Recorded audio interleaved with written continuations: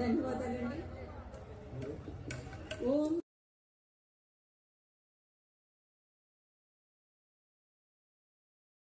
బ్రహ్మోత్సవాల సందర్భంగా నేటి పున్నమి రాత్రి అంగరంగ వైభవంగా సర్వ విఘ్నాలకు విఘ్నుడైన వినాయకుడిని ఈ సందర్భంగా ఎటువంటి విఘ్నాలు లేకుండా కార్యక్రమం ఆద్యంతం సర్వ శుభప్రదంగా జరగాలని కోరుతూ మంగళకరమైన సుస్వర ధ్వని మంగళ వాయిద్యంతో ఈనాటి కార్యక్రమాన్ని కుప్పం నుంచి వచ్చిన మూర్తి బృందం వారు శుభకరంగా ప్రతి ఒక్కరికి స్వాగతం పలికారు తమ మంగళ ధ్వనితో.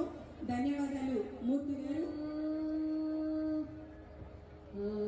తర్వాత ఈ అద్భుతమైన కార్యక్రమాన్ని ఇప్పుడు ఆలాపించడానికి వచ్చేశారు ఎస్వి సంగీత నృత్య కళాశాల ఆధ్యాత్మిక విద్యార్థి బృందం తిరుపతి వారు.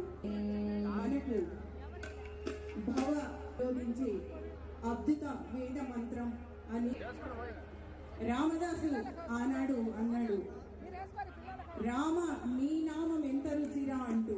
మరి అంత అద్భుతమైన రామ నామం ఇంకా ఏమన్నాడంటే, జుంటి తేనెల కన్నా, పాల మిగడల కన్నా, చెరుకు గడల కన్నా, ద్రాక్ష జంబు పల రసాయన కన్నా, పాలు వెన్న మిగడలు కలిపిన పాలాన్నముల కన్నా, పాయసముల కన్నా ఎన్నో విధాలుగా రామనామం ఎంతో రుచి అని చెప్పారు.